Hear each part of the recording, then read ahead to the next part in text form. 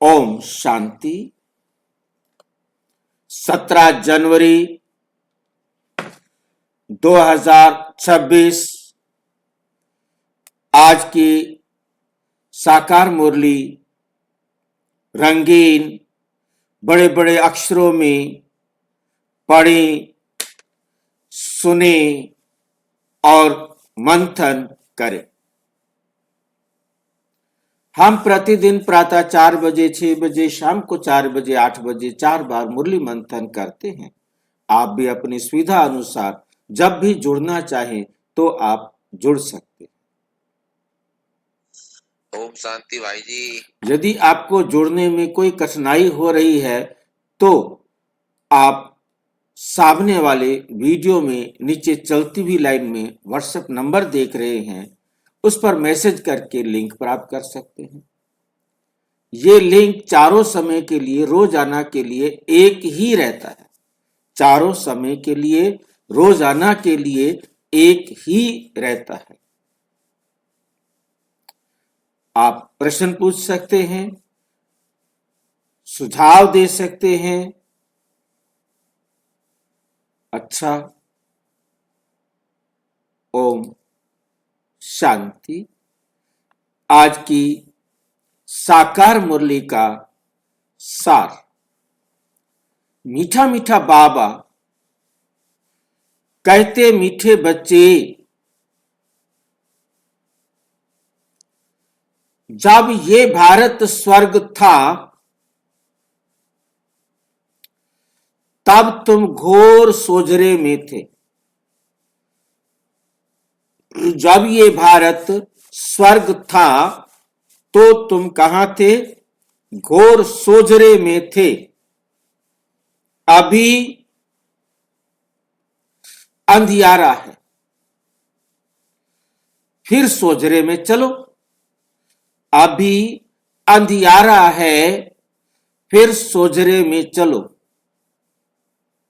क्या कहना चाहते हैं बाबा हमें आज मुरली में?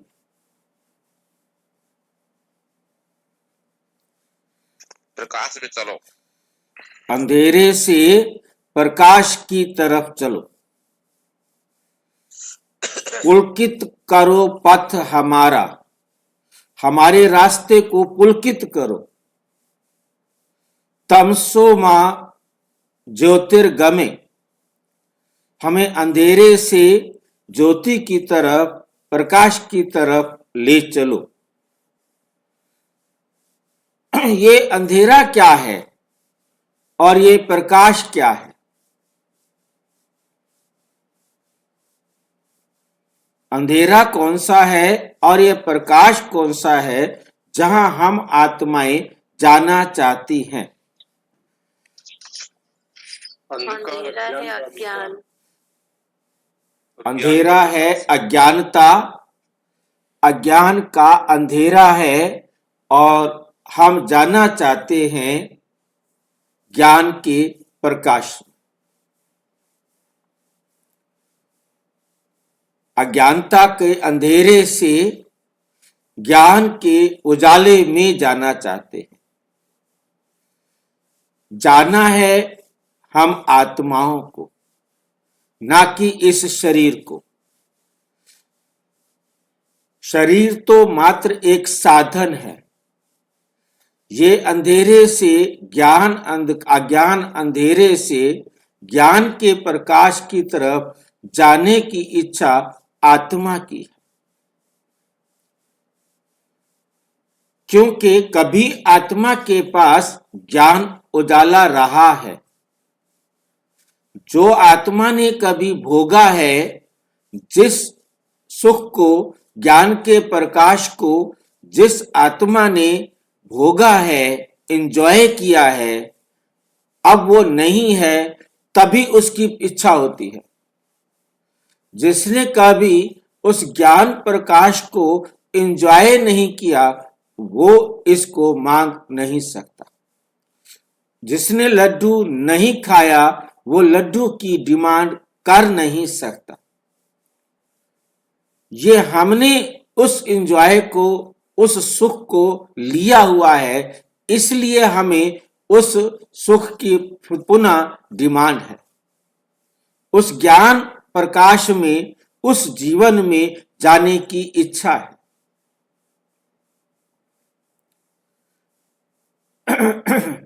तो अज्ञान अंधेरा क्यों आया? क्वेश्चन ये आता है कि हम अज्ञान अंधेरे में क्यों गए? क्योंकि हम आत्मा धीरे धीरे धीरे धीरे अपने गुण और शक्तियों को, अपने ज्ञान को भूले। क्यों भूले? क्योंकि हमने इस देह को अपना आधार बनाया। इस देह के कारण, इस देह की इच्छाएं पूरी करते लूण तकड़े लकड़ी और क्या बोलते हैं आटा, मतलब ये इसी के चक्कर में हम इतने फंस गए इस शरीर का पेट भरने में। हमें कहना पड़ गया इस पापी पेट के वास्ते हमें सब कुछ करना पड़ता है। हम इतना गुलाम हो गए, हमने पापी पेट कहा जो हमसे पाप करवाता है, जानते हुए कि हम गलत कर रहे हैं और हम उस पर चल पड़े। और हम इतना इस चक्रव्यूह में फंसते गए, हमें प्रेयर करनी पड़ी, हे प्रभु हमें नेकी की राह पर चलाओ, हमें बदी की राह से हटाओ। ये समझ में आ गया था कि हम बदी की राह पर चल रहे हैं। अब ये बातें समझ में किसको आई होंगी? जो नेकी की राह पर चले थे, बदी की राह से जो निकलना चाहते थे, और वो हम आत्माएं थी। अब परमात्मा से हमने इतनी मांग की, समय आने पर, पहले नहीं आता, एक्यूरेट टाइम पर, और शब्द एक लगाया है उसके साथ, फिर से मैं आया हूं तुम्हें अज्ञानता के अंधेरे से निकाल ज्ञान की रोशनी में ले चलने के लिए। अब अंधियारा है, समझाया, इधर सोजरा है, फिर सोजरे में चलो। अंधियारा भी दिखाया, समझाया कि ये अंधियारा है, ये सोजरा है, बस अब आप इधर चलो। तो आज की मुरली का सार है, तमसो मां ज्योतिर्गमे मृत्युर्मा अमृतो गमे। हमें मृत्यु से, हम मरने वालों को आकर परमात्मा ने अमर किया, हमें वो रास्ता दिखाया। अब उस रास्ते पर जितना हम चलेंगे उतना हमें प्राप्ति होगी। चलना हमको, ये बुद्धि में बहुत अच्छी तरह रखना है कि परमात्मा केवल गाइड है, केवल पंडा है, वो रास्ता दिखा रहा है। चलेंगे हम, जितना चलेंगे उतना अपना ही हम भाग्य श्रेष्ठ लिखेंगे। प्रश्न, बाप अपने बच्चों को कौन सी कहानी, बाप अपने बच्चों को कौन सी एक कहानी आकर सुनाते हैं? और बाबा हमसे भी यही उम्मीद करते हैं कि बच्चे आप भी सबको ये कहानी सुनाओ, ऐसे कहानी की तरह सुनाओ कि वो भी इस कहानी के राज को समझ जाए, कहानी के राज को समझ जाए। वो कहानी कौन सी है? वो कहानी कौन सी है? कौन सुना सकता है वो कहानी? वो कहाँ लिखी हुई है कहानी? वो कहानी कहाँ लिखी हुई है? कहीं लिखी हुई है कहानी? झाड़ के चित्र में। झाड़ के चित्र पर तो मैंने नहीं पढ़ी भाई।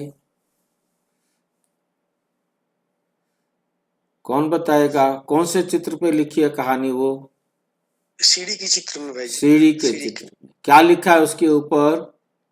भारत की उत्थान और पतन की 84 जन्मों की अद्भुत कहानी। हाँ, भारत के उत्थान और पतन के 84 जन्मों की अद्भुत कहानी। ऐसी कहानी जो दुनिया में आज तक कोई नहीं सुना पाया। ऐसी कहानी जिस कहानी के अंदर ही सारे 5000 साल का ड्रामा आ जाता है। पूरे 5000 साल का ड्रामा एक छोटे से चित्र के अंदर वंडरफुल तरीके से परमात्मा ने बनवाया। इस छोटे से चित्र को इतना नशे से सुनाना है, इतनी खुशी से सुनाना है, इतना उमंग उत्साह से सुनाना है कि वो बस बस और बस दीवाने हो जाए। कि ऐसी कहानी, सत्य कहानी, नर से नारायण बनने वाली कहानी, सच्ची सच्ची सत्य नारायण की कथा, इस कहानी को कहा जाता है। इसे और नाम क्या दिया जाता है? अमर कथा। परंतु कमाल की बात है कि वो अमर कथा, वो सच्ची सच्ची सत्य नारायण की कथा याद तो करते हैं, उसके महत्व को भी समझते हैं, परंतु कमाल की बात यह है कि कोई जानते नहीं। इतने हम अंधे हो गए थे, सत्यनारायण की कथा जगह जगह जाकर सुनाते थे, परंतु समझते नहीं थे कि ये तो सत्यनारायण कथा का महत्व है। किताब पर लिखा हुआ है सत्यनारायण कथा का महत्व। और ये सच्ची सच्ची सत्यनारायण की कथा ये नारायण से ही शुरू होती है, लक्ष्मी नारायण से ही शुरू होती है। ये सबसे पहले ये आत्माएं, सतो प्रधान आत्माएं, 100% आत्माएं परम धाम से आती हैं। इस कहानी की शुरुआत परम धाम से होती है। पवित्र आत्माएं परम धाम से आती हैं, राधा कृष्ण के रूप में आती हैं और राधा कृष्ण का नाम बदली करके लक्ष्मी नारायण रखा जाता है। और ये आत्माएं एकदम 16 कला संपूर्ण, संपूर्ण निर्विकारी, मर्यादा पुरुषोत्तम, डबल अहिंसक होते। भाई जी, हाँ जी, सत्यनारायण की कथा तो संगम युग से शुरू हुई ना? सत्यनारायण की कथा संगम युग पर शुरू हुई, परंतु इसका यहाँ से जो चित्र में दिखाया है वहां जाकर पूरी करेंगे। कहानी को कहीं से भी शुरू करेंगे, उसकी जरूरत तो तब महसूस होगी ना। बिल्कुल, सत्यनारायण की कथा संगम से शुरू होती है, परंतु संगम में अब यहाँ पर जो है ना दिखाया है हमारे पास, क्योंकि यदि हम नीचे जाए तो हम समझ सकेंगे कि कथा यहाँ से शुरू होती है। क्योंकि कथा को कहीं से शुरू करो, वहीं आकर के पूरी करनी है, दोबारा वहीं से चलनी है। इस समय ये जैसे भाई साहब कह रहे हैं, ये समय है जब परम पिता परमात्मा आकर हम सब आत्माओं को नर से नारायण, नारी से लक्ष्मी बनने की कथा सुनाते हैं। और कथा सुनाते हैं और हम सुनकर उनके आधार पर पवित्र बनते हैं। पवित्र बनने पर हम रूहानी ज्ञान और राजयोग की याद की यात्रा से सदगति को, जीवन मुक्ति को प्राप्त करते हैं और परम धाम जाते हैं। और जब हम नर से नारायण बन जाते हैं, पवित्र बन जाते हैं, संगम पर हम राधा कृष्ण के रूप में जन्म, हम तो नहीं कहेंगे जिन्होंने, क्योंकि इनकी सीट फिक्स है, इनकी सीट को कोई दूसरा नहीं ले सकता। राधा कृष्ण के रूप में संगम पर जन्म लेते हैं, परंतु जब सतयुग में आते हैं तो इनका नाम लक्ष्मी नारायण रखा जाता है। आज तक विवाह के समय नाम चेंज करने का भी नियम यहाँ पर बना हुआ है, परंतु कोई नहीं जानता इस बात को कि लक्ष्मी नारायण कौन थे, कहां से आए, कैसे आए। ये राज परम पिता परमात्मा ने समझाया। फिर हम 8 जन्म लेते हैं सतयुग पर, जो आत्माएं कृष्ण के साथ आती हैं। अकेला कृष्ण तो नहीं आएगा। 1250 साल में 8 जन्म लेते हैं।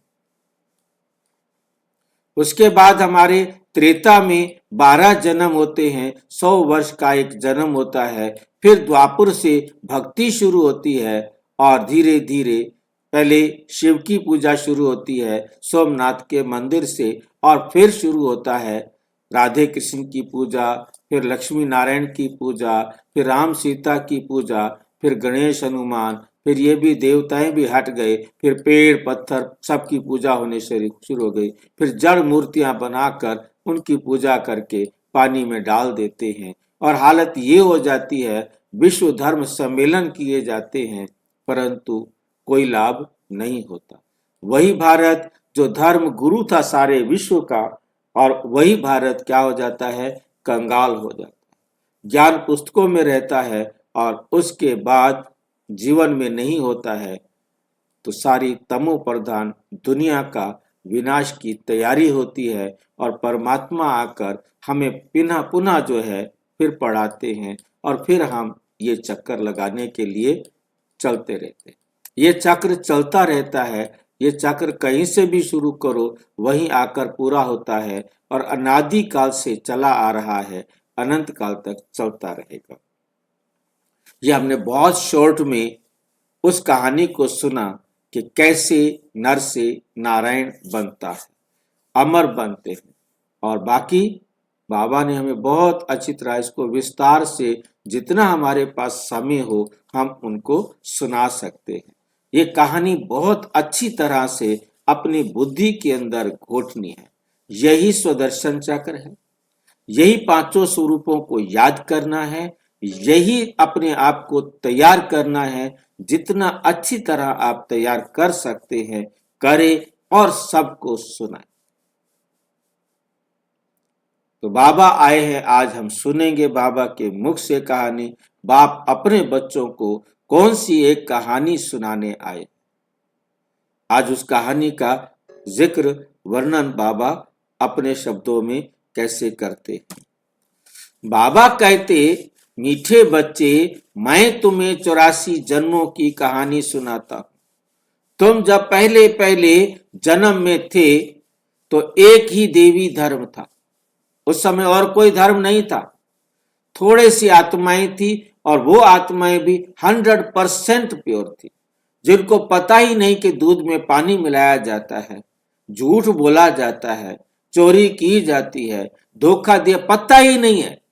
करना तो बहुत दूर की बात है, ये भी कहीं होता है ये उन्हें पता ही नहीं। सबके दिल में एक दूसरे के प्रति इतना प्यार होता है, इतना प्यार होता है, बस उसको तो हम अब केवल कल्पना की आंखों से देख सकते।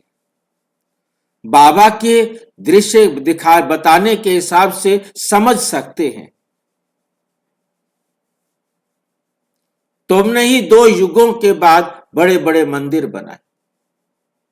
सबसे पहला मंदिर सोमनाथ का बनाया, जिसमें शिव निराकार, अशरीरी, अजन्मा परम आत्मा का यादगार एक डायमंड रखा। भक्ति शुरू की। अभी तुम्हारा ये अंत के भी अंत का जन्म है। अब घर जाने का समय है। तुमने पुकारा है, हे दुख हरता सुख करता, आओ। अब मैं आ गया हूं। तुमने बुलाया है, अब मैं आ गया हूं, आ जाओ, आओ कहानी सुनो। तो आपने सबको ये कहानी सुनानी है। गीत। आज अंधेरे में है इंसान। आज सारी दुनिया अज्ञानता के अंधकार में भटक रही है, ढूंढ रही है, कहां है वो। कहते, कहां छुपे हो भगवान, दर्शन दो भगवान। उस भगवान को ढूंढ रहे हैं जिसने कभी आकर उन्हें अज्ञानता के इस अंधकार से, इस भटकन से निकाला था। अब परमात्मा आकर उस अंधकार से निकालने के लिए आकर कहते हैं ओम शांति। तुम बच्चे जानते हो अभी ये कलयुगी दुनिया है। अभी ये क्या है? कलयुगी दुनिया है। सब अंधियारे में है, पहले सोजले में थे, जबकि भारत स्वर्ग था। यही भारतवासी जो अभी अपने को हिंदू कहलाते हैं, ये असुल देवी देवताएं थे। भारत में स्वर्गवासी थे जब और कोई धर्म नहीं था। एक ही धर्म था, स्वर्ग, वैकुंठ, बहिष्ठ, हेवन, जहां कोई जानता ही नहीं कि दुख क्या होता है। उनको मालूम है। दुनिया वालों के प्रश्न उठते, बाबा कहते तुमने अभी वो बनना है। दुनिया वालों के सामने प्रश्न है कैसे करें। कोई भी काम के लिए उनके पास प्रश्न है कैसे करें, और आपके पास उत्तर है ऐसे करें। यह है रोशनी। ऐसे करें, ये रोशनी है। कैसे करें, अंधियारा है। उनको पता नहीं क्या करे और कैसे करे, और आपको मालूम है कि क्या करे और कैसे करे। ये सब इस भारत के नाम थे।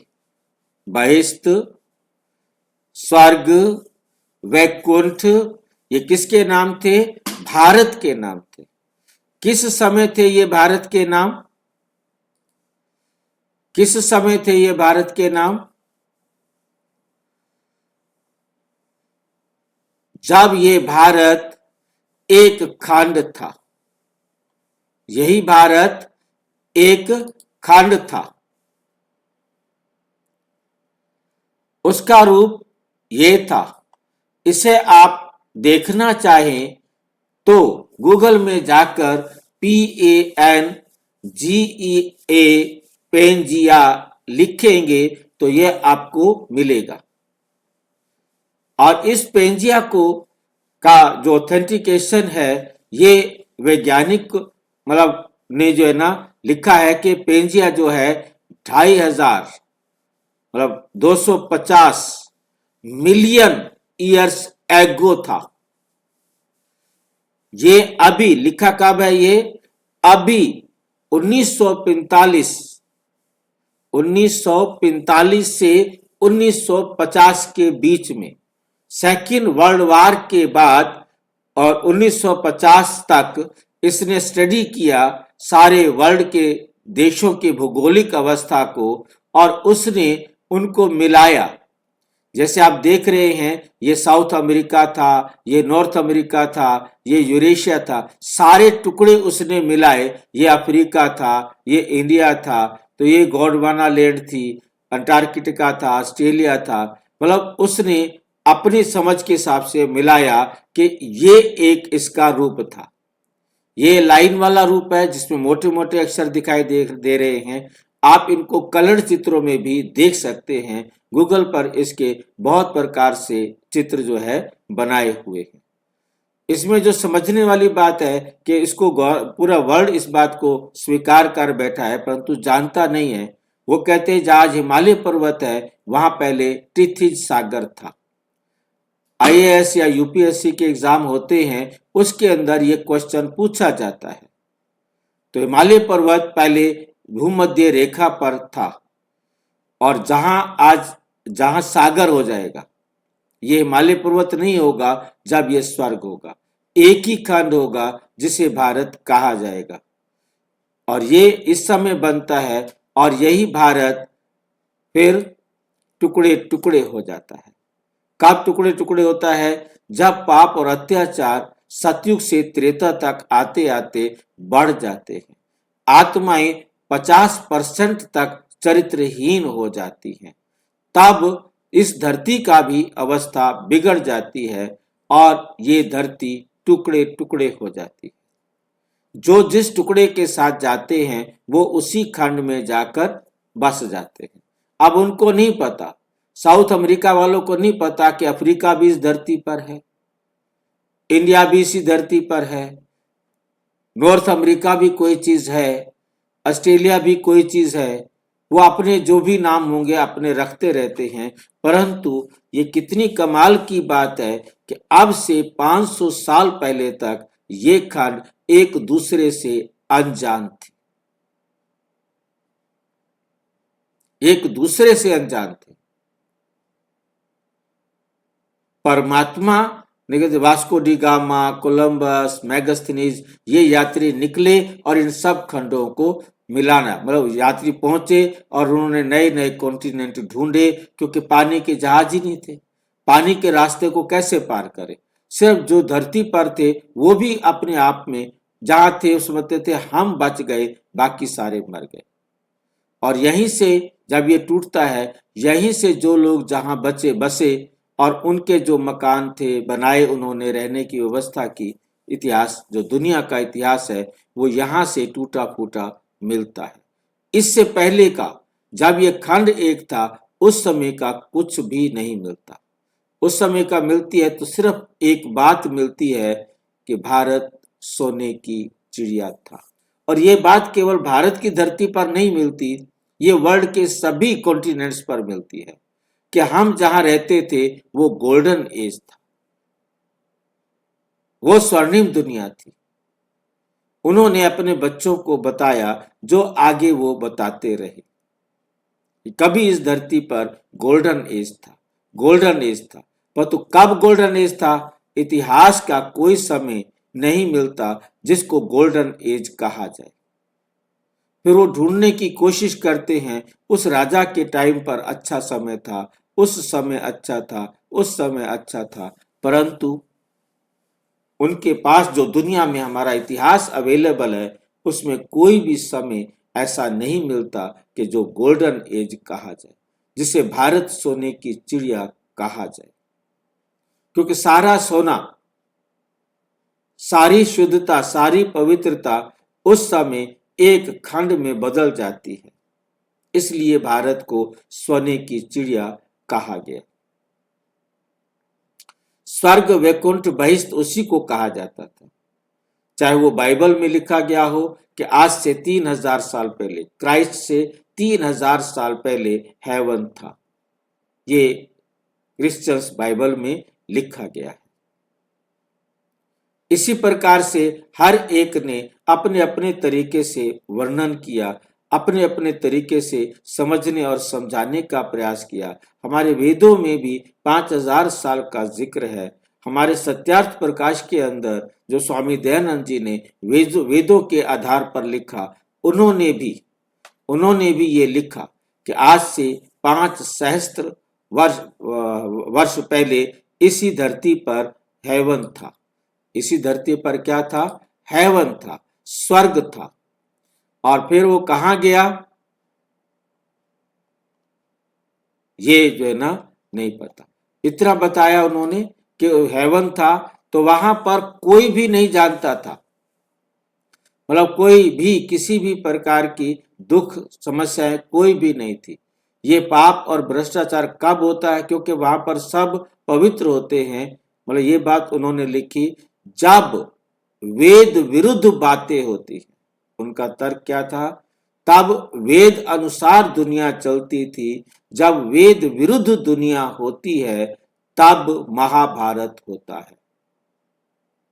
उन्होंने अपने सत्यार्थ प्रकाश में 11वें समोल्लास, बिल्कुल 11वां समोल्लास, पहला ये लाइन यहीं से शुरू होता है, भूमिका में भी और चैप्टर में भी। पहली शुरुआत यहीं से होती है कि 5000 वर्ष पूर्व इस धरती पर स्वर्ग था, वेद अनुसार सारी दुनिया चलती थी।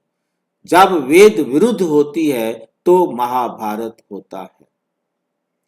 वो महाभारत को कब मानते हैं? जब दुनिया वेद विरुद्ध चलती है। अब ये बात वेदों से उन्होंने ली और उसको उन्होंने 11वें समोल्लास के आमुख में, भूमिका में पहले 5 लाइनें, 4-5 लाइनों में ये जिक्र किया। और जब 11वां समोल्लास शुरू किया तो उसमें भी ये 4-5 लाइनें आपको पहले पढ़ने के लिए मिलेंगी। भाई जी किताब पढ़ी है आपने? हाँ, देखिए बिल्कुल मैंने पढ़ी तभी मैं बता रहा हूँ। हाँ, आप तभी कभी तो भी आप बता रहे हैं। मैं वही ढूंढने की कोशिश कर रहा था कि मैंने उसका शॉर्ट बना के रखा है कि नहीं बना के रखा, क्योंकि वो मेरे पास किताब रखी हुई है। तो जब कोई आता है तो मैं उसको दिखाता हूँ, देखो कि सत्यार्थ प्रकाश, कभी कोई भी सत्यार्थ प्रकाश लेंगे 11वां समोल्लास, 11वें समोल्लास का शुरुआत में यही लिखा हुआ है। ठीक है कि नहीं? राइटर कौन है इसका भाई, लेखक? स्वामी दयानंद, स्वामी दयानंद। स्वामी दयानंद ने लिखा था, परंतु आज तो उसको अनुवाद करने वाले तो बहुत सारे हो गए ना। हाँ, वो तो विकृत रूप आ गया ना सबके। हाँ, तो मेरे, हाँ, क्योंकि स्वामी दयानंद ने तो जो लिख क्या लिख गए, अब उसके बाद तो अनुवाद करने वालों ने अपने अपने तरीके से अनुवाद किया होगा। वो हो सकता है कि कुछ, क्योंकि मेरे पास बहुत पुरानी, मतलब अब से लगभग लगभग समझ लो कि 40-45 साल पुरानी जो है ना सत्यार्थ प्रकाश है, और उसके बाद नई भी है मेरे पास। तो उस बहुत पुरानी है और उसमें बहुत मोटे मोटे अक्षर है और बहुत कम कीमत है, क्योंकि पहले Publication किताबें। उसका हाँ जी, पब्लिकेशन कौन सा है? अब मुझे किताब निकालनी पड़ेगी, पब्लिकेशन कौन सा कभी है। कभी बताइएगा भाई। ठीक है। स्वर्ग, वैकुंठ, बहिष्ठ, हेवन, ये सब इस भारत के नाम थे। भारत पवित्र और प्राचीन धनवान था। अभी तो भारत कंगाल है, अभी तो भारत कंगाल है, क्योंकि अभी कलयुग है। तुम जानते हो हम अंधियारे में हैं, हम अंधियारे में हैं। जब स्वर्ग में थे तो सोझरे में थे। स्वर्ग के राजेश्वरी श्री लक्ष्मी नारायण थे। उसको सुख धाम कहा जाता है। बाप से ही तुमको स्वर्ग का वर्षा लेना है, जिसको जीवन मुक्ति कहा जाता है। अभी तो सब जीवन बंध में है। खास भारत और आम दुनिया रावण की जेल में शोक वाटिका में है। ऐसे नहीं, रावण सिर्फ लंका में था। ऐसे नहीं है कि रावण सिर्फ लंका में था और राम भारत में था। उसने आकर सीता चुराई। ये तो सब दंत कथाएं, ये तो झूठी कहानियां हैं। जब यहाँ भारत होता है, स्वर्ग होता है, तब लंका नहीं होती। और जब धरती टुकड़े टुकड़े हो जाती है, पाप और भ्रष्टाचार बढ़ जाता है, तब ये सारी दुनिया धीरे धीरे लंका बन जाती है। राम वास्तव में परमपिता परमात्मा शिव कहते मैं हूं। राम सम शंभु, शंभु सम राम। राम और शिव एक ही हैं। परमात्मा ने आके बताया, मैं ही आकर सारे संसार की आत्माओं का कल्याण करता हूं। मैं त्रेता में नहीं आता हूं, मैं द्वापुर में नहीं आता हूं, मैं युगे युगे नहीं आता हूं। मैं कल्प के अंत में नए कल्प की शुरुआत पर आकर सबको नियम बताता हूं, परंतु कौन सुनता है, कितना समझता है, अपने जीवन को बनाता है। मैं नया कल्प शुरू होने से पहले हर कल्प सारे नियम फिर से रिपीट करता हूं, ताकि कोई ये ना कहे कि हमें क्यों नहीं बताया।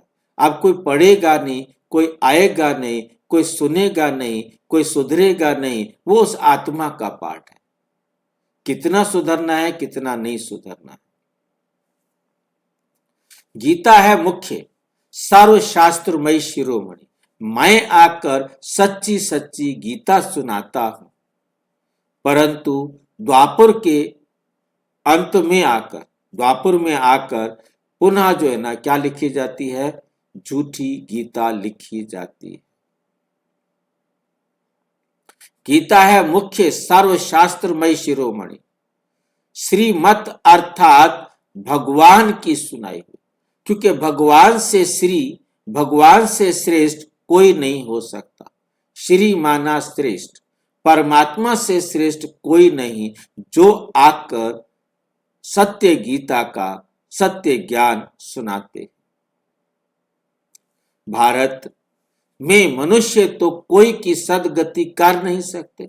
सतयुग में थे जीवन मुक्त देवी देवताएं, जिन्होंने यह जिन्होंने यह वर्षा कलयुग अंत में पाया था। कलयुग अंत सतयुग के आदि के समय में ये वर्षा पाया था, क्योंकि परमात्मा आकर इस समय ही सबको सत्य ज्ञान सुनाते हैं। किसी के पास भी ये सत्य ज्ञान नहीं होता, ना कोई शास्त्रों में है और किसी भी शास्त्र में ये सत्य ज्ञान नहीं है। बाबा कितना ओपन चैलेंज करते, पूरे वर्ल्ड के किसी भी शास्त्र में इसकी सच्चाई नहीं है। ये सत्य ज्ञान किसी को भी नहीं पता, वह तो टुकड़े टुकड़े में कहीं कहीं कुछ कुछ लिखा हुआ है। भारतवासियों को ये पता नहीं, ना कोई शास्त्रों में है। शास्त्रों में है भक्ति मार्ग का ज्ञान, सदगति मार्ग का ज्ञान मनुष्य मात्र में बिल्कुल है नहीं। सब भक्ति सिखलाने वाले हैं, कहेंगे शास्त्र पढ़ो, दान पुण्य करो। ये भक्ति द्वापर से चली आती है, सतयुग और त्रेता में है ज्ञान की प्रारब्ध। ऐसे नहीं कि वहां भी ये ज्ञान चलता आता है, नहीं।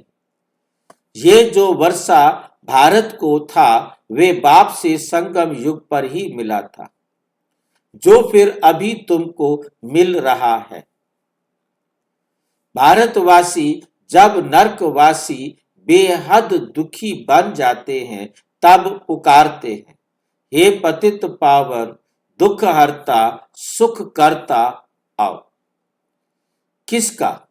सर्व का, क्योंकि भारत खास दुनिया आम सब में 5 विकार हैं। बाप है पतित पावन। बाप क्या है? पतित पावन। बाप कहते हैं, मैं कल्प कल्प कल्प के संगम पर आता हूं, सर्व का सदगति दाता बनता हूं। अहिल्याएं, गणिकाएं और जो गुरु लोग हैं, उन सब का उद्धार मुझे ही करना पड़ता है। शिव बाबा कहते, उनका उद्धार किनका किनका? अहिल्याओं का, गणिकाओं का और जो गुरु लोग हैं, मतलब नीचे से ऊपर तक। जैसे कहते हैं कि ना, टॉप से बॉटम तक, या पूर्व से पश्चिम तक, उत्तर से दक्षिण तक, बस सारे। अहिल्याएं सबसे नीचे होती हैं। अहिल्याएं उन्हें कहा जाता है, चाहे वो स्त्री हो चाहे वो पुरुष हो। किसे कहा जाएगा? जो विकारी है। जो विकारी है उसे अहिल्या कहा जाता है, क्योंकि अहिल्या की कहानी में पतित होने के कारण उसे श्राप मिला। विकार में जाने के कारण उसे श्राप मिला कि पत्थर बन जाओ। वास्तव में कोई पत्थर नहीं बनने वाली बात थी, वो अपने आप ही जो विकार में जाएगा, उसके ब्रेन को जो मिलने वाली शक्ति है, जो उसकी एकाग्रता को बढ़ाने वाली शक्ति है, वो नाश हो जाती है। जैसे जैसे हम बुढ़ापे की तरफ बढ़ते हैं, बुढ़ापे का मतलब यही है कि अब उनके शरीर के अंदर वो शक्ति क्षीण होने लगती है, जो पहले एकाग्रता थी, जितना कार्य करने की क्षमता थी, और वो धीरे धीरे क्षीण होती है।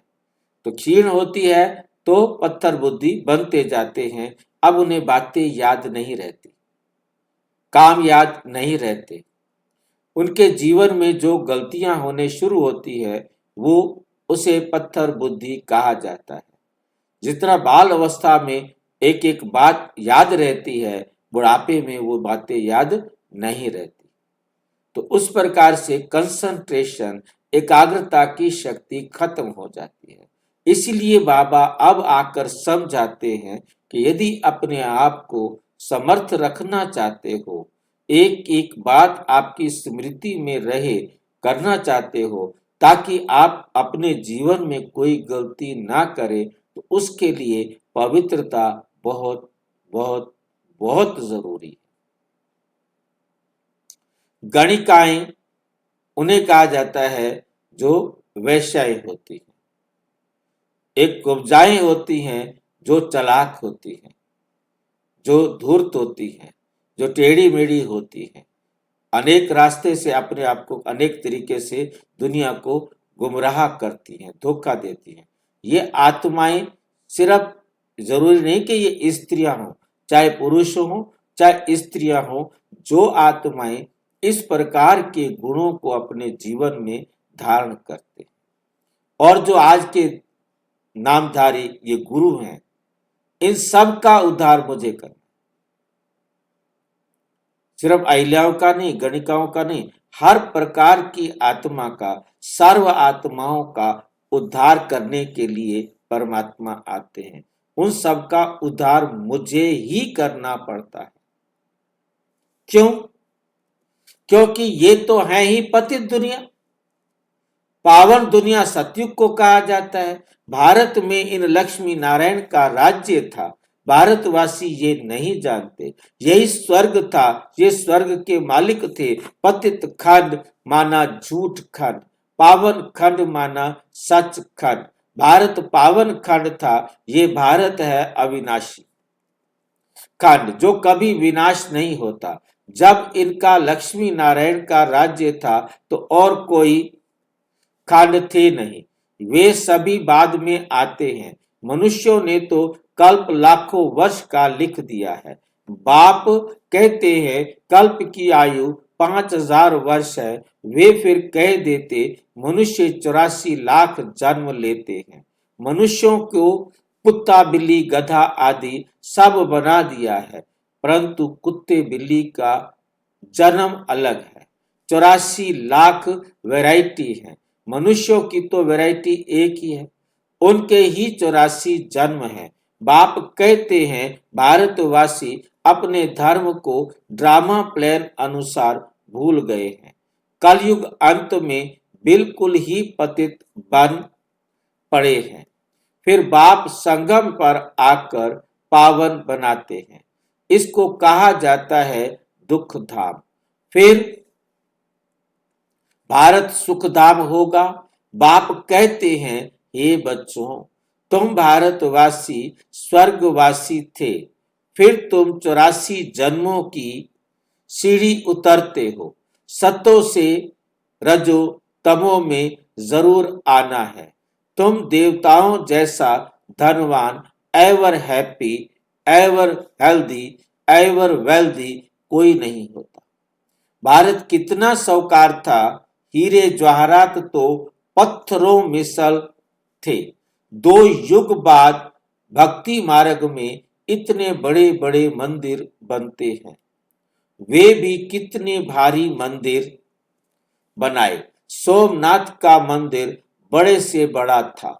सिर्फ एक मंदिर तो नहीं होगा ना, और भी राजाओं के मंदिर थे, कितना लूट कर ले गए हैं। बाप तुम बच्चों को स्मृति दिलाते हैं, तुमको कितना साहूकार बनाया था। तुम सर्व गुण संपन्न, 16 कला संपूर्ण थे, यथा महाराजा महारानी। उन्हों को भगवान भगवती भी कह सकते हैं, परंतु बाप ने समझाया है भगवान एक है, वो बाप है। सिर्फ ईश्वर व प्रभु कहने से भी याद नहीं आता कि वे सभी आत्माओं का बाप है। बाप कहानी बैठ सुनाते हैं, अभी तुम्हारे बहुत जन्मों के अंत का जन्म है। एक की बात नहीं है, ना कोई युद्ध का मैदान आदि है। भारतवासी ये भूल गए हैं कि उन्हों का राज्य था। सतयुग में आयु लंबी कर देने से बहुत दूर ले गए हैं। सतयुग में आयु लंबी कर देने से क्या कर दिया, इसको बहुत दूर ले गए हैं। कैसे लंबी की है उन्होंने, हमारे शास्त्रों में इस लंबी करने के पीछे भी उदाहरण दिया हुआ है।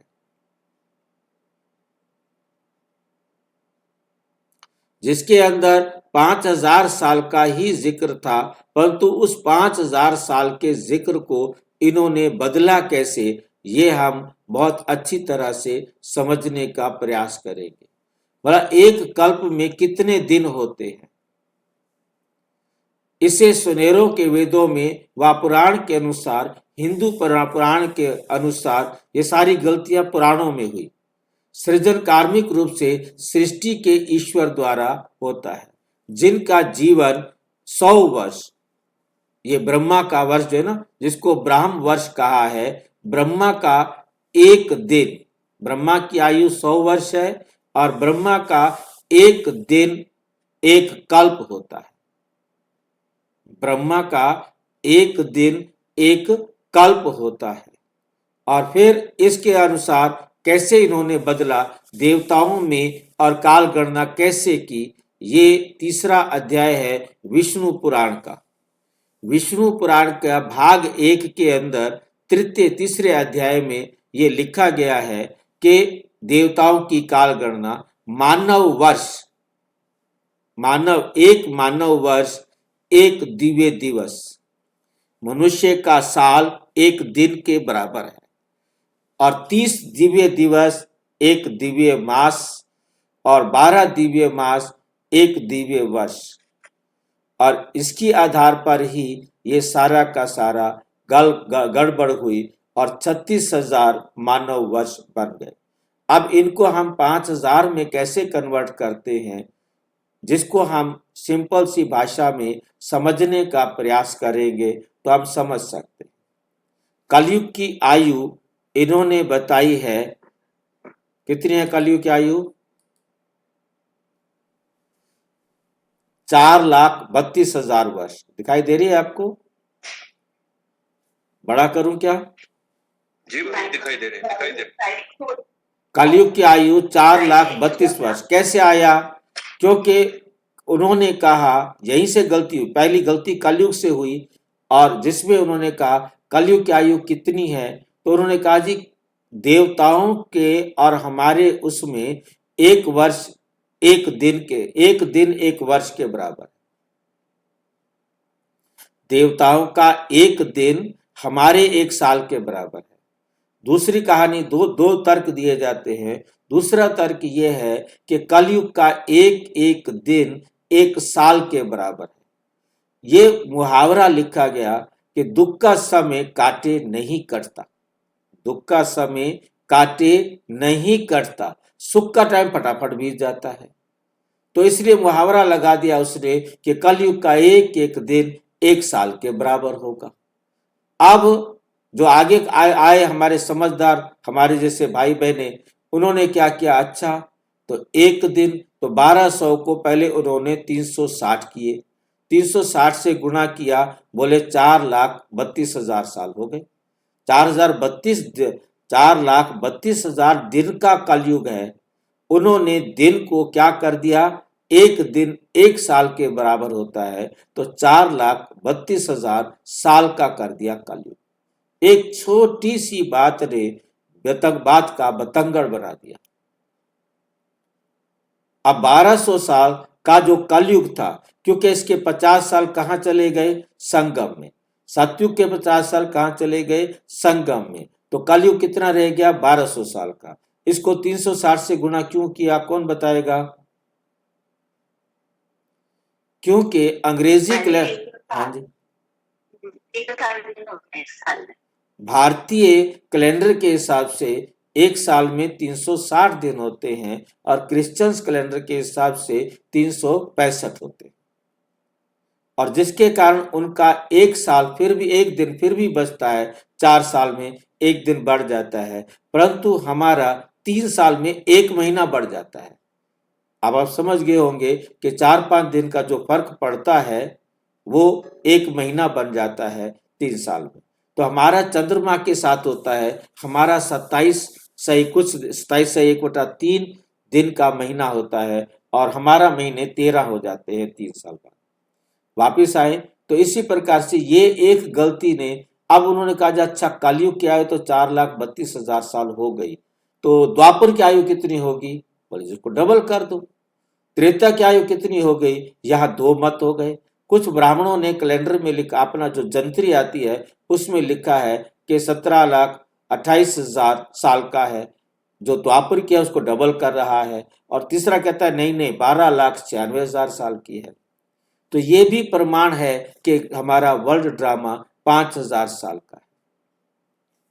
तो मतलब इस प्रकार से हमें बहुत अच्छी तरह से समझना है। तो सतयुग की इन्होंने एक ने कहा 1 2 3 करो, 4,32,000 को 1 2 3 से गुणा 4 से गुणा करो, और उन्होंने जो है ना कहा कि नहीं हर बार डबल करो। अब ये दो मत अलग अलग हैं, मर्जी है कोई भी कर कुछ भी लिख दो, कौन किसको चैलेंज करे। चैलेंज करने वाला तब हो जब कोई आके बताने वाला हो। अब परमात्मा ही आकर, हाँ जी भाई एक बार वो स्क्रीन दिखाना जिसमें था एक दिव्य दिवस इक्वल, हाँ जी वो वाली स्क्रीन एक बार शो करना जिसमें आपने दिखाया था कि एक साल एक दिव्य दिवस होता है। अच्छा हाँ जी, इससे बैठ, हाँ ये वाला है देवताओं की काल गणना। ये एक मानव वर्ष एक दिव्य दिवस, मनुष्य का 1 साल और देवताओं का 1 दिन बराबर है। तो उन्होंने मतलब मानव वर्ष को कर दिया, तो देव तो मनुष्यों का, इसीलिए 1 से क्या कर दिया उसको 1200 को 360 से गुणा कर दिया, क्योंकि एक दिन 1 साल के बराबर है, तो इसलिए 36,000 हो गया। समझ में आ गया? क्योंकि ब्रह्मा का जो जीवन है वो 100 वर्ष का है, तो दिव्य जीवन काल 100 वर्ष का है, तो एक कल्प 1 दिन के बराबर है, एक कल्प 1 दिन के बराबर है। अब देख रहे हैं इसको, यहां लिखा है कि ब्रह्मा की आयु 100 वर्ष है, ब्रह्मा का 1 दिन 1 कल्प, सतयुग त्रेता दिन, द्वापर कलयुग रात, तो 1 दिन हो गया। फिर उन्होंने इसी को गुणा किया, पूरा डिटेल में यदि आप सुनने आए थे, फिर इसी को गुणा किया कि 1 दिन गुजर गया। अच्छा 360 कल्प जब गुजर जाएंगे तब ब्रह्मा का 1 साल होगा। 360 कल्प गुजर जाएंगे तो ब्रह्मा का 1 साल होगा। 1 दिन 1 साल के बराबर है, तो 1 साल होगा। गोरखपुर की गीता में भी है ना, हाँ जी, गोरखपुर की गीता में भी ऐसा कुछ है सर, 1 दिन ब्रह्मा का 1 दिन 1 साल बराबर। हाँ गीता में लिखा हुआ। मतलब वही मैं बता रहा हूं कि बातें दूर दूर कहीं कहीं अलग अलग लिखी हुई हैं, पर तो उसकी व्याख्या करने वालों ने लिखी है। गीता के अंदर श्लोक में कहीं नहीं है, मतलब ये बात याद रखना है, क्योंकि गीता के अनुवाद करने वाले पुराणों को पढ़ने के बाद उस गीता को पढ़ रहे हैं तो अपनी व्याख्याएं वहां जोड़ते हैं, ये सबने नहीं लिखा है। तो उसके बाद क्या होता है, क्योंकि भाई बता रहा हूं कि सारा कुछ बिखरा हुआ है, तो बिखरे हुए को इकट्ठा करना ये वाली बात है।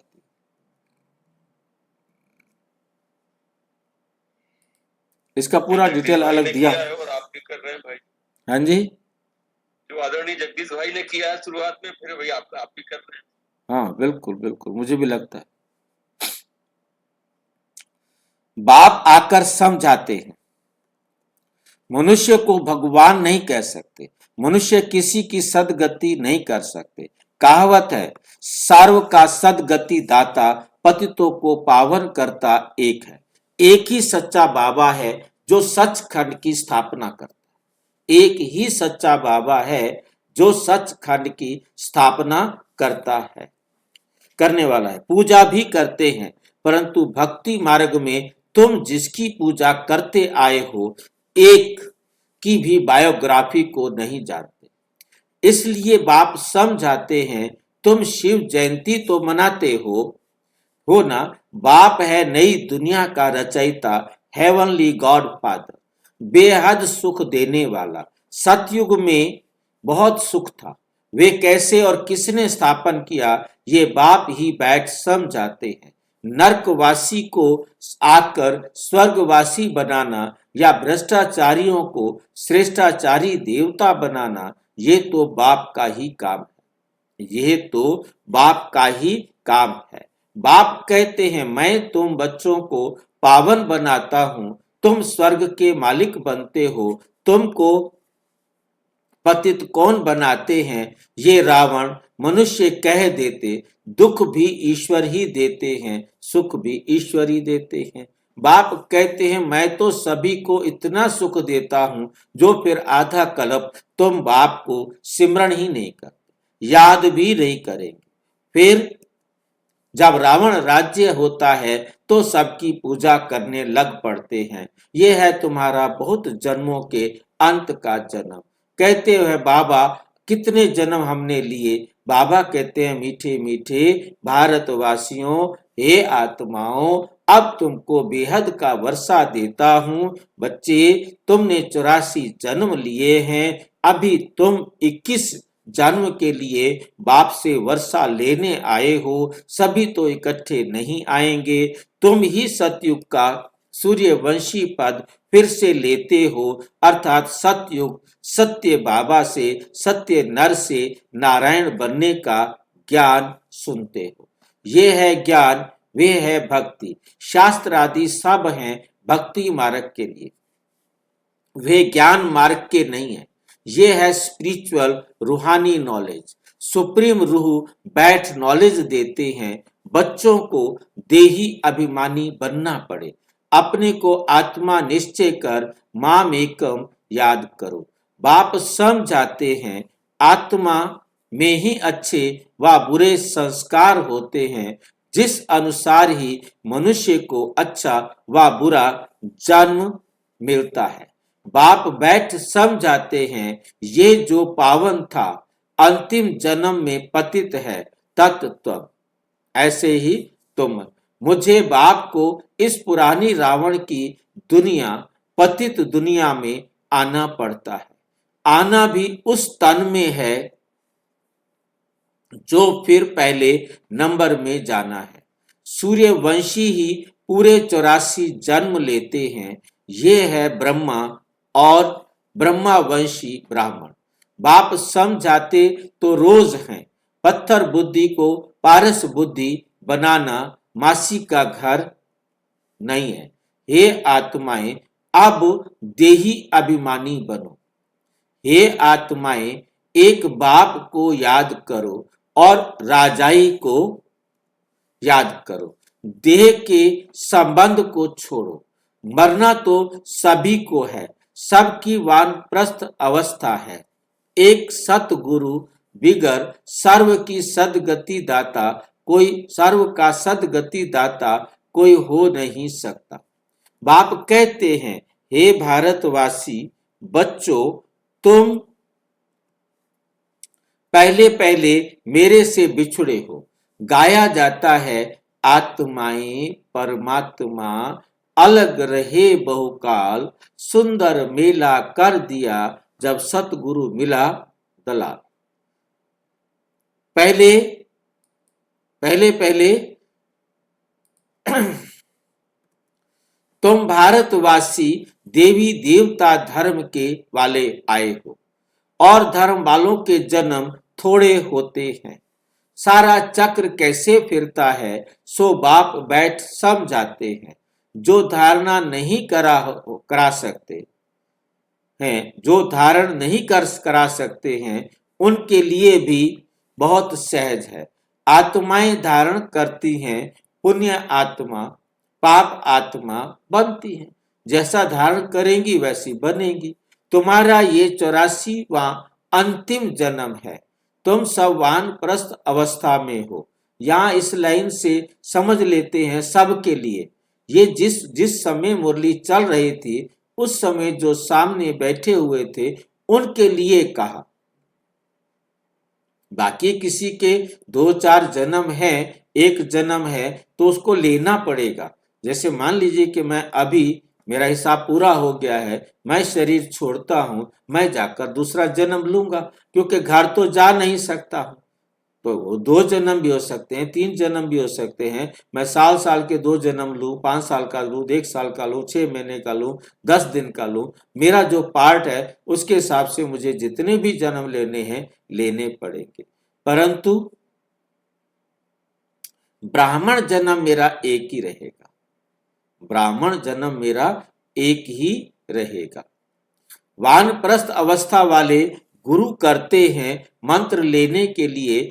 तुमको तो अभी देहधारी गुरु करने की दरकार नहीं। तुम सबका मैं बाप टीचर गुरु हूं। मुझे कहते भी हो हे पतित पावन शिव बाबा। अभिस्मृति आई है, सब आत्माओं का बाप है, आत्मा सत्य है, चैतन्य है, क्योंकि अमर है, सभी आत्माओं में पार्ट भरा हुआ है।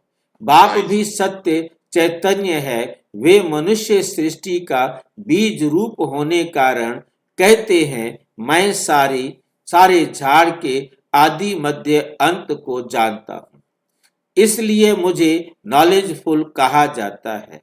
तुमको भी सारी नॉलेज है। बीज से झाड़ कैसे निकलता है, झाड़ बढ़ने में टाइम लगता है ना। बाप कहते हैं मैं, हाँ जी, आपने बोला ब्राह्मण जन्म एक ही मिलता है, एक ही बार। हाँ, जो एडवांस स्टेज, एडवांस पार्टी की आत्मा है, वो भी तो बीके ही कहलाता है।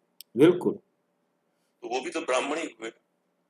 भाई जी ब्राह्मण हुए, एक ही बार मिलता है, मतलब ये शरीर के जीवन की बात नहीं है, कल की बात है। हाँ, मतलब ये कल्प में एक ही बार हमें परमात्मा से पढ़ने का अवसर मिलता है। जब परमात्मा आ गए उसके बाद हम एक ड्रेस पहन कर आए चाहे 4 ड्रेस पहन कर आए, क्या फर्क पड़ता है? ड्रेस चेंज किया हमने, हमारे लिए तो जन्म वो नहीं है ना। हाँ,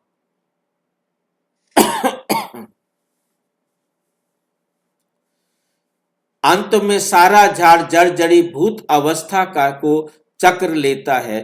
अभी देखो, देवी देवता धर्म का फाउंडेशन है ही नहीं। देवी देवता धर्म का फाउंडेशन, आधार कोई है ही नहीं, प्राय गुम है। जब देवी देवता धर्म गुम हो जाता है तब बाप को आना पड़ता है, एक धर्म की स्थापना कर बाकी सब का विनाश करा देते हैं। प्रजापिता ब्रह्मा द्वारा बाप स्थापना करा रहे हैं आदि सनातन देवी देवता धर्म की। ये भी सारा ड्रामा बना हुआ है, इनकी एंड होती नहीं।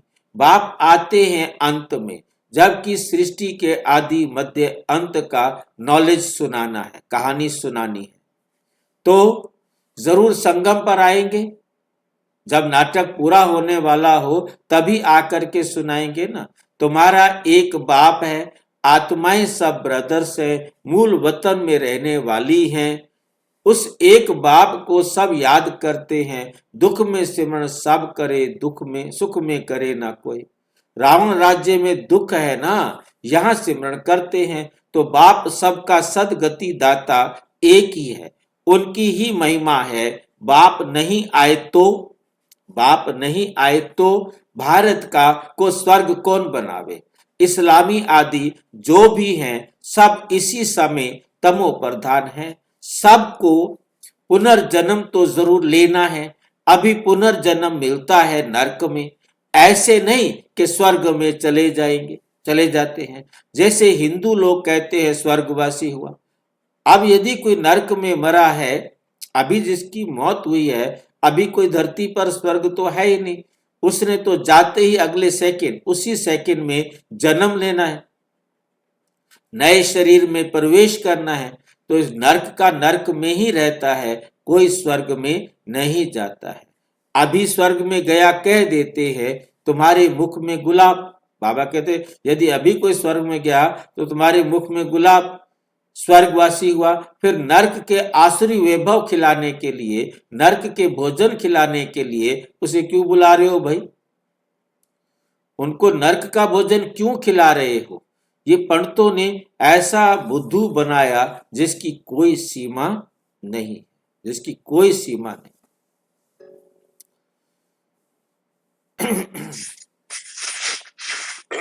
भाई जी, हाँ जी, पर जो एडवांस स्टेज की आत्मा नहीं, वो तो स्वर्ग में ही नहीं। वो स्वर्ग में गई, यहीं पर ही है भाई जी। स्वर्ग में कहाँ गई? है तो यही।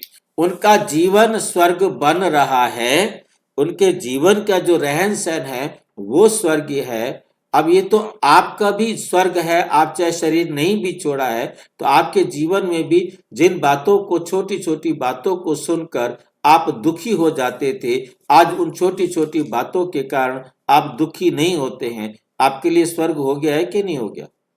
इसलिए डायमंड एज है, तो फिर इसलिए डायमंड एज। ठीक है ना? मतलब चाहे कोई चला गया चाहे नहीं गया, जिसको जितना ज्ञान समझ में आ गया है वो उतना दुखों से मुक्त हो गया है। हो गया। ठीक है ना? तो चाहे वो शरीर छोड़े या शरीर ना छोड़े। मैं गुलाब से उसको जोड़ रहा था भाई, गुलाब से। तुम्हारे मुंह में गुलाब, अगर मैं स्वर्गवासी हो गया तुम्हारे हाँ मुंह में गुलाब। बिल्कुल बिल्कुल। पर तो वो तो मरता है तो मरने को एडवांस बोलते हैं स्टेज ना। में गए, उनके मुंह में तो गुलाब ही हो गया। नहीं, उनके मुंह में गुलाब ऐसे कहा जाता है ना, घी शक्कर, जैसे किसी को तेरी हाँ, नौकरी घी लग शक्कर जाएगी, बाबा जी। हाँ, तुम्हारी नौकरी लग जाएगी, तो किसी ने शुभ बोला है, शुभ बोला है, मतलब शुभ बोल के लिए कहा है। बाकी कोई बन गया है ये नहीं। जो दुनिया में मरते हैं वो कोई स्वर्ग में थोड़ा जाते हैं, वो तो यही जन्म लेते हैं। एक दुनिया की बात नहीं, दुनिया की बात ही करता मैं तो, उनकी बात, उन आत्माओं के लिए तो स्वर्ग ही बात चलो, हो सकता है। अरे उनको इन सब खजानों की दरकार ही नहीं। कहते हैं फलाना पार निर्वाण गया, बाप कहते हैं ये सब गपोड़े। जैसे महात्मा बुद्ध के लिए, महावीर जी के लिए कहते हैं वो पार निर्वाण गया। अब पार निर्वाण कोई गया ही नहीं। बाबा कहता है यही है, कोई नहीं जा सकते। कोई भी आत्मा इस संसार से घर नहीं जा सकती जब तक परमात्मा खुद आकर घर का रास्ता ना दिखाए। वापस कोई भी नहीं जा सकते, जबकि पहले नंबर वालों को ही 84 जन्म लेने पड़ते हैं। जो पहले नंबर वाली आत्मा है, जो 100% प्योर बनने वाली आत्मा है, उसको 84 जन्म लेने पड़ते हैं। तो बाकी कोई आत्मा कैसे जा सकती है? बाप समझाते हैं इसमें कोई तकलीफ नहीं। भारत मार्ग में कितना तकलीफ है। राम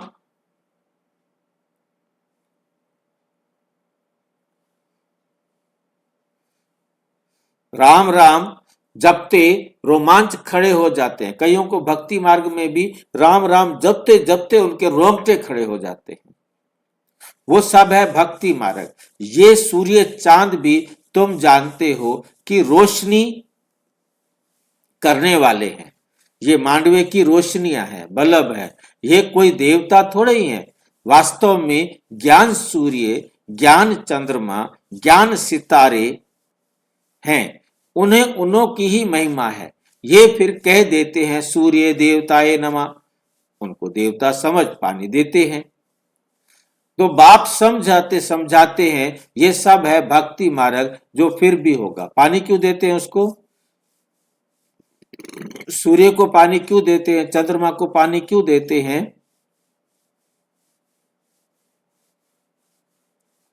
अब क्या करें, सूर्य और चंद्रमा को नीचे तो नहीं ला सकते। उसको पानी देकर कहते हैं, प्रतिज्ञा कराते हैं, भाई जाके लिखवा दियो, मैंने व्रत रखा था और आपको सबूत दे रही हूं कि अब तक मैंने व्रत रखा हुआ है। लिखवा देना कि इसने व्रत पूरा किया। इसलिए सूर्य का इंतजार करते हैं कि देख अब तक मैं भूखी बैठी थी, अब आपको मैंने अर्घ दिया, मीन्स आपसे प्रतिज्ञा करा ली है, जाके लिखवा दियो। ऐसा न हो कि तू भूल जाए। इसी प्रकार करवा चौथ का व्रत रखती हैं, सारा दिन भूखी रहती हैं। एकादशी में तो 24 घंटे भूखे रहे, पर तो इसमें एक दिन का छोटा व्रत है ना, दिन दिन का व्रत रखा। और रात को व्रत भी क्या था, वो भी भरत था। रात को वेट करते हैं कब चंद्रमा निकले, कब उसको अर्घ दूं, तब मैं खाना खाऊं। तो वो अर्घ देकर उसे गवाही देते हैं, ये चंद्रमा जाके लिखवा दियो, क्योंकि रात को देखने वाला तू है, दिन को देखने वाला सूर्य है। तो वो लिखवा देगा कि हाँ इसने व्रत रखा था, इसके पति को 7 जन्म तक मरना नहीं है। 7 जन्म लेगा, मरना तो पड़ेगा, तभी तो 7 जन्मों की गिनती होगी। अमर तो कोई नहीं बन सकता। ये किसी ने भी ध्यान नहीं दिया कि पंडित ने गपोड़ा डाला है और हमारे को लूटने के लिए, अपनी कमाई करने के लिए। बुद्धू कितने थे, ये अब हमें समझ में आता है, इससे पहले समझ में नहीं आता। तो बाप समझाते हैं ये सब है भक्ति मार्ग, जो फिर भी होगा। पहले होती है अव्यभिचारी भक्ति, एक शिव बाबा की, फिर देवताओं की, फिर उतरते उतरते अभी तो देखो टिवाटे पर, जहाँ 3 रास्ते, चौराहे पर करते हैं, चौराहे पर भी जाकर के पूजा करते हैं। अब चौराहे पर जाकर के एक बसोड़ा आता है जो बीत गया है अभी, तो बसोड़ा आता है और उस दिन बासा खाना होता है, और मैं देखता हूँ बड़ा मुश्किल हो जाता है चौराहों को क्रॉस करना, क्योंकि पब्लिक इतनी है। सभी चौराहों पर अपने इलाके में पता नहीं कौन समझाया, किस ब्राह्मण ने उनको समझाया है कि चौराहे पर जाओ रख के आओ। वो सारा खाना चौराहे पर भर देते हैं। चौराहे में से गाड़ी निकालो, उस खाने के ऊपर से निकलेगी गाड़ी, उसको कुचलती हुई जाएगी उस भोजन को। पशु भी नहीं खा पाता उसको, क्योंकि वो तो चौराहे पर रख देंगे। आप सवेरे उठेंगे सारे चौराहे भरे पड़े होंगे। पाठ है उन आत्माओं का। तिराहे पर भी तो किसी ने कहा तिराया भी महत्वपूर्ण होता है, भी सिर्फ चौराहे पर मत करो, बस टिवाटे पर भी दिया जला के आ जाते हैं। चौराहे पर दिया जलाते थे और तो टिवाटे पर भी दिया जलाते हैं। तेल आदि डाल उनकी भी पूजा करते हैं, तत्वों की भी पूजा करते हैं, मनुष्यों के भी चित्र बनाए पूजे जाते हैं। ये दीवा क्यों जला के रखते थे चौराहे पर, तिराहे पर?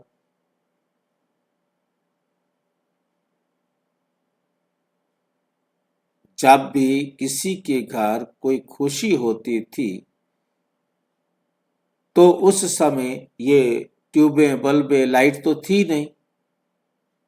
जब किन्हीं के घर कोई खुशी होती थी तो बाकी दिनों तो सरसों के तेल का दिया जला लेते थे, परंतु जब उनके घर कोई खुशी है तो देसी घी का दिया जलाते थे। पहले घी देसी होता था, डालडा घी तो होता ही नहीं था। अब देसी घी के दिए तो उसके लिए मुहावरा बन गया घी के दिए जलाना, मतलब खुशियां मनाना। जिनके घर खुशी है वो अपने घर के बाहर एक घी का दिया जला के रखता था, जो काफी समय तक जलता है। और दूसरा चौराहे पर रख के आता था कि हमारे घर रात को मेहमान आएंगे, उनको चौराहे पर अंधेरा ना दिखाई दे, तो कुएं पर रख के आता था, क्योंकि गांव के बाहर कुएं हुआ करते थे। तो मेहमान जो है ना उधर से आ रहा है, उसको बहुत प्यासा हो सकता है, तो कुएं पर उसको पानी पीने के लिए मिल जाए, वहां अंधेरा ना हो, वहां भी एक दीवा जला के रख देते थे। तो अब आगे जो है ना मेन जरूरत थी स्कूल रखना, घर के बाहर लगाना, ताकि उनको पता लग जाए कि जिस घर में दीवा जल रहा है बाहर, वही घर है जहां हमको जाना है। चौराहे पर, रास्ते में, जहां भी, मतलब उनको अंधेरा नहीं दिखाई दे। आज कमेटी ने, गवर्नमेंट ने चौराहों पर लाइटें लगा रखी हैं, चारों तरफ गली में लाइटें लगी हुई हैं। अब क्या जरूरत है? कुएं पर, अब कुआं नहीं है तो नलके पर रख के आ जाते हैं। यह है अंधविश्वास। तो विश्वास क्या था पहला? वो यही था कि भी हमारे घर परिवार में जो मेंबर आए वो दुखी ना। धर्मशाला में भी रख के आते थे, क्योंकि मेहमान आएंगे, धर्मशाला में जाएंगे तो वहां भी अंधेरा नहीं होना चाहिए, क्योंकि वह रहने की व्यवस्था तो वहां करेंगे। घर में व्यवस्था है तब तो ठीक है, घर में व्यवस्था नहीं है, मेहमान ज्यादा आने हैं, तो उनको फिर धर्मशालाओं में रखा जाता था। सारा गांव एक परिवार होता था, सब अपने घर से एक एक बिस्तरा भी वहां बिछा देता था कि चलो मेहमान आएंगे आपके वहां। तो सोचना तो करना पड़ेगा ना। आज उस रिवाज को पूजा जा रहा है। उस रिवाज को किस लिए किया जा रहा है पता ही? राम आए हैं इसलिए दिवाली मना रहे हैं। मनुष्यों के भी चित्र बनाए पूजते हैं, अब इनसे प्राप्ति तो कुछ भी नहीं होती। इन बातों को तुम बच्चे ही समझते हो। अच्छा, मीठे मीठे सिक्की लदे बच्चों प्रति माता पिता बाप दादा का याद प्यार और गुड मॉर्निंग। रूहानी बाप की रूहानी बच्चों को नमस्ते। हम रूहानी बच्चों की रूहानी बाप दादा को नमस्ते नमस्ते। धारणा के लिए मुख्य सार नंबर 1, आत्मा से बुरे संस्कारों को निकालने के लिए देही अभिमानी रहने का अभ्यास करना है। ये अंतिम जन्म 84वां जन्म है, वानप्रस्थ अवस्था है। इसलिए पुण्य आत्मा बनने की मेहनत करनी, पुण्य आत्मा बनने की मेहनत करनी है। देह के सब संबंधों को छोड़ एक बाप को और राजाई को याद करना है। बीज और झाड़,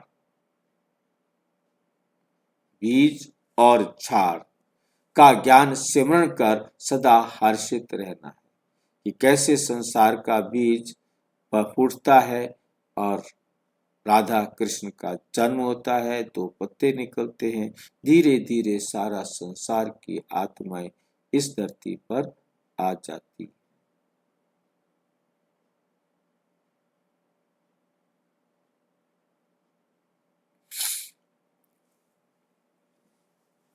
वरदान उपराम और एवर रेडी बन बुद्धि द्वारा अशरीरीपन का अभ्यास करने वाले सर्व कलाओं में संपन्न भव।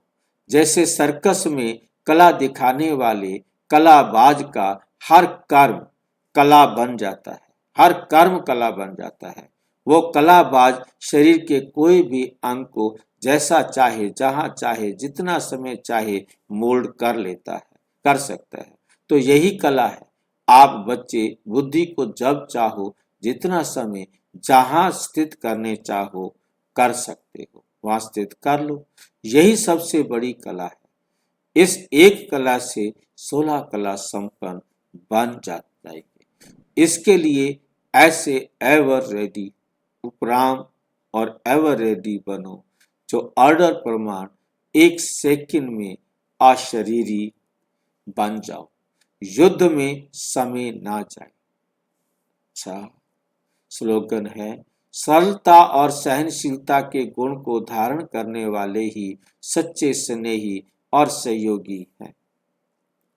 अव्यक्त इशारे इस अव्यक्त मास में बंधन मुक्त रहे जीवन मुक्त स्थिति का अनुभव करो। जो परमात्म ज्ञानी बच्चे हैं, उन्हें ज्ञान का फल मुक्ति और जीवन मुक्ति का वर्षा संगम पर ही प्राप्त होता है। ज्ञान अर्थात समझ। समझदार हर कर्म करते हुए स्वयं को बंधन मुक्त बनाते हैं, सर्व आकर्षणों से मुक्त बनाने की समझ रखते हैं। उनके हर संकल्प, बोल, कर्म, संबंध और संपर्क में मुक्ति, जीवन मुक्ति की स्टेज रहती है, जिसको न्यारा और प्यारा कहते हैं, जिसको न्यारा और प्यारा कहते हैं। अच्छा, ओम शांति। और विस्तार से जानने के लिए प्रजापिता ब्रह्मा कुमारी ईश्वरीय विश्वविद्यालय के किसी भी सेवा केंद्र पर संपर्क करें और यदि कोई प्रश्न है तो 9213106986 पर आराटाई या टेलीग्राम करें। 9650692270 पर केवल व्हाट्सएप करें, फोन नहीं। ओम शांति।